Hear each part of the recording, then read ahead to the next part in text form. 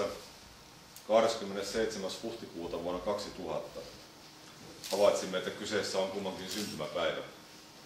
Teemu oli tuolloin Suomen Sisu ry:n puheenjohtaja ja minä olin jättämässä jäsenhakemusta. Pian 11 vuotta on kulunut siitä päivästä. Me olemme muuttuneet, mielipiteet ovat kehittyneet ja kypsyneet ja toimintatavat jalostuneet. Muistan, kuinka vielä joitakin vuosia sitten luimme huvittuneena brittiläisistä tiedotusvälineistä uutisia, joissa vilisivät sellaiset absurdit käsitteet kuin vihapuhe, vastuullinen sananvapaus ja erilaiset eufemismit maahanmuuttoon liittyville ilmiöille. Viimeisten muutaman vuoden aikana tästä painajaisesta on tullut arkipäivää myös Suomessa. Tunnettuahan on, että kaikki eurooppalaiset ideat, niin hyvät kuin huonot, kopioidaan Suomeen muutaman vuoden viiveellä. Ja niinpä nyt kun yhä useampi eurooppalainen johtaja, viimeksi Saksan liittokansleri Merkel, ovat todenneet, että monikulttuurisuus on epäonnistunut kokeilu, niin Suomessa johto vannoo kiihkeästi sen nimiin. Ja kun yhä useampi Euroopan maa on kokemuksistaan viisastuneena muuttanut tai muuttamassa omaa kurssiaan, niin Suomi on vakaasti päättänyt mennä vaikeimman kautta ja hakata päätään siihen samaan seinään kuin kaikki muut ennen meitä. Toisaalta, vaikka isänmaan asiat eivät välttämättä ole kaksisella tolalla, niin toiveet poliittisesta muutoksesta ovat suuremmat kuin koskaan. 11 vuotta sitten kansallismielisyys, niin kuin meidän viitekehystämme silloin yleisemmin kutsuttiin, oli todellista marginaalia. Nykyisin paljon tapetilla oleva maahanmuuttokriittisyyden käsite ja termi syntyivät vasta paljon myöhemmin.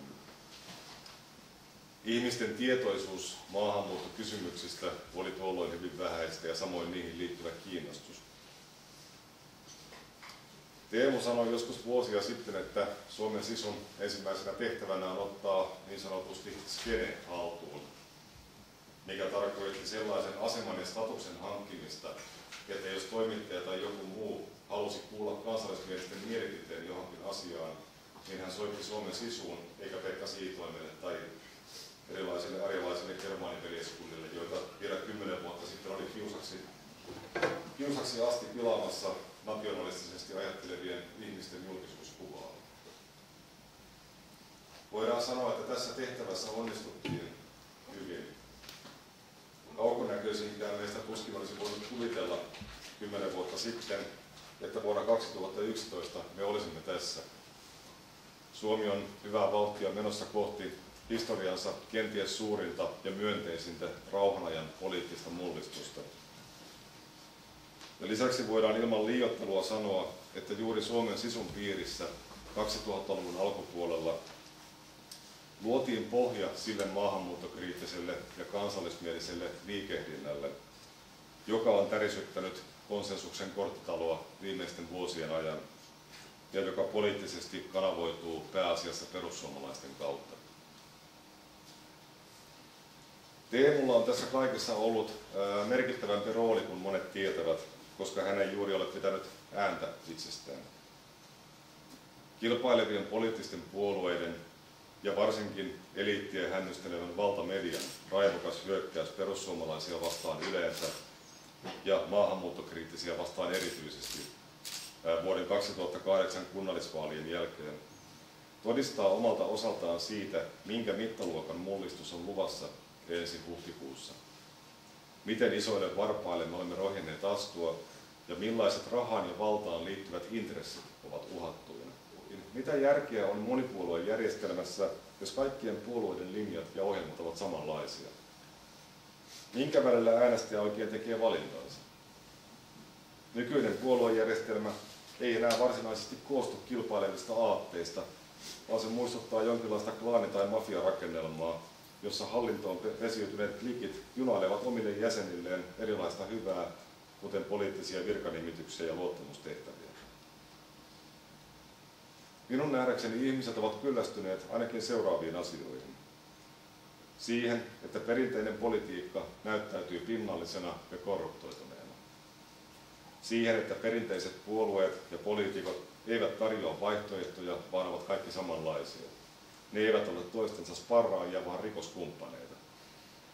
Ja siihen, että tavalliselle suomalaiselle työntekijälle ja yrittäjälle on uudessa uljaassa Suomessa varattu lähinnä yleisen syntipukin ja maksajan rooli. Ylimielinen ja todellisuudesta vieraantunut eliitti verottaa heidät rutikuivaksi rahoittaakseen yhtäältä oman hovielämänsä ja toisaalta sen, että heidän ulkomailta tuodut suojattiinsa voivat vedellä mukavasti lonkkaa koko loppuikänsä. Samalla suomalaiset näkevät, miten julkista terveydenhuoltoa ollaan ajamassa alas, kuinka vanhainkodeissa ei vaihdeta asiakkaiden vaippoja ja että tulevat sukupolvet kahlitaan valtionvelkaan, josta ne eivät koskaan tule selviytymään.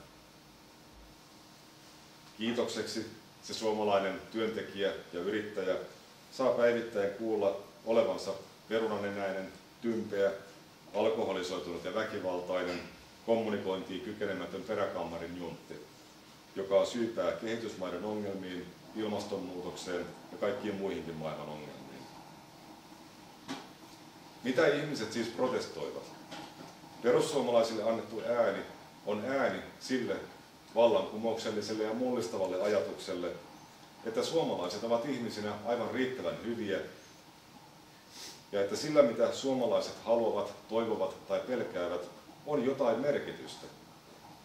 Että suomalaisten edun pitäisi olla jopa Suomen valtion toiminnan keskeinen ohjenuora.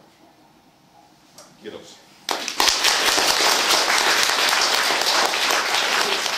Aatteellisella virtauksella oikeastaan aikaiseksi mitään hyvää. Se, että me ajetaan omaa kulttuuria alas tai halveksutaan sitä tai jollain tapaa niin kuin ajatellaan, että me nyt kansainvälistytään sen meidän oman kansallisen kulttuurin kustannuksella, niin siinä ei lopulta saada mitään muuta kuin revittyä se, mitä meillä on alas, rakentamatta mitään uutta tilalla.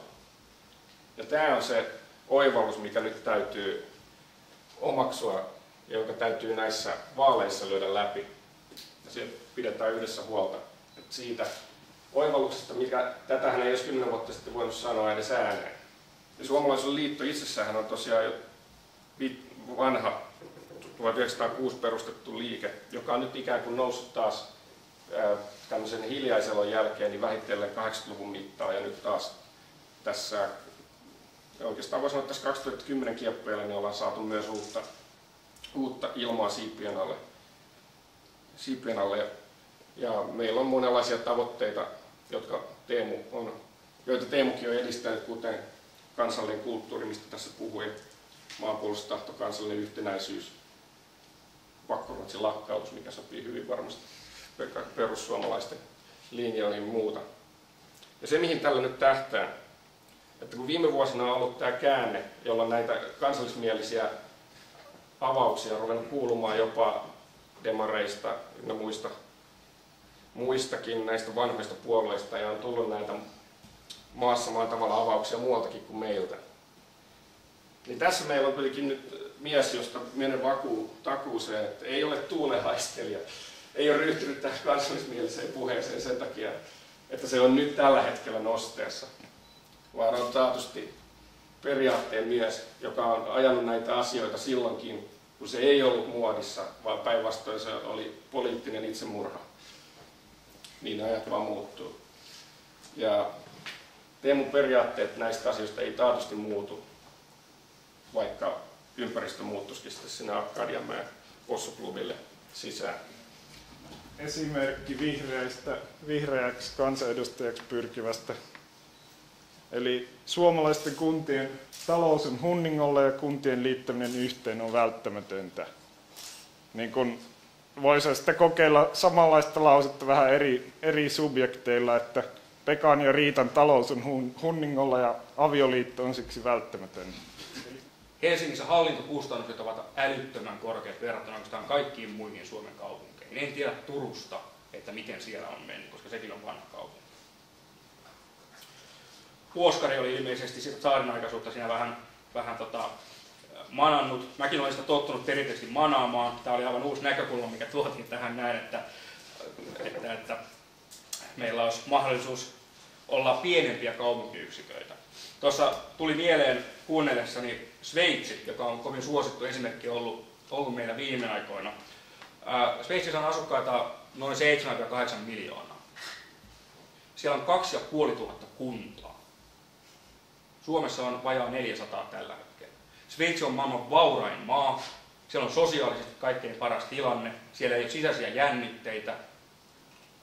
Siellä on kantonit, jotka on melkein itsenäisiä valtioita, mutta 2500 kuntaa. 2400 ja risat, jos ihan tarkkoja ollaan.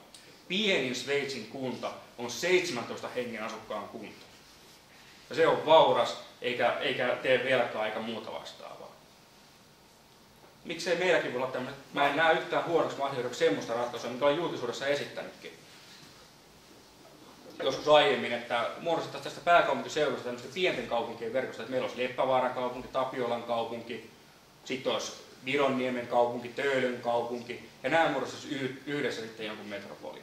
Tällöin valtaosa kunnan tehtävistä olisi siellä asukkaita lähellä ja niiden välittömässä kontrollissa.